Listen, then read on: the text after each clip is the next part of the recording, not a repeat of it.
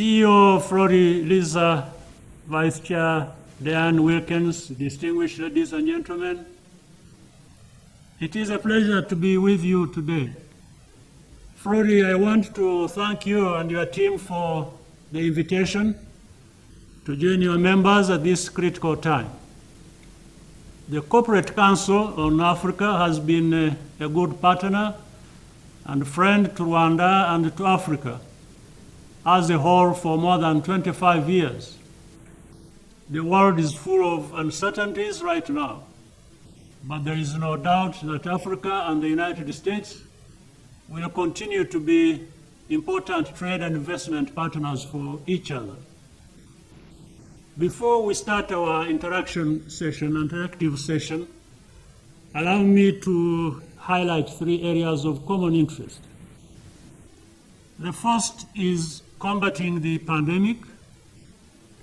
Yesterday marked the 100th day since the first coronavirus case was detected in Rwanda.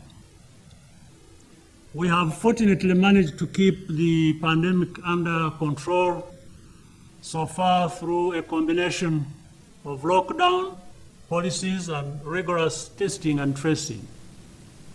However, procuring adequate supplies of testing materials and protective equipment has been a real challenge for every African country. Last week, the African Union launched an African medical supplies platform to pool the procurement of essential health items. This is a partnership with Africa's private sector, led by Strive, Masiwa, at the African Union's invitation. We welcome participation by the American private sector in this effort. The second area is the urgent need for coordinated action to ensure adequate fiscal space for Africa. This is essential both for the health response and also to preserve jobs and livelihoods.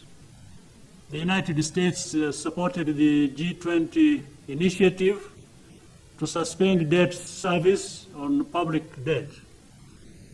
This was an important first step, but as the crisis drags on, more will need to be done. The African Union has appointed 6 special envoys to represent our continent in these negotiations. Once again, the backing of the United States for timely and innovative measures will be vital. The third common interest is trade, specifically the launch of the African Continental Free Trade Area. The United States has been a strong supporter of development through trade, such as with the AGOA program, as Flori knows well. As these internal trade obstacles within Africa continue to fall, we look forward to strong engagement from American companies and investors working together with African firms. Thank you all for listening, and I look forward to our discussion.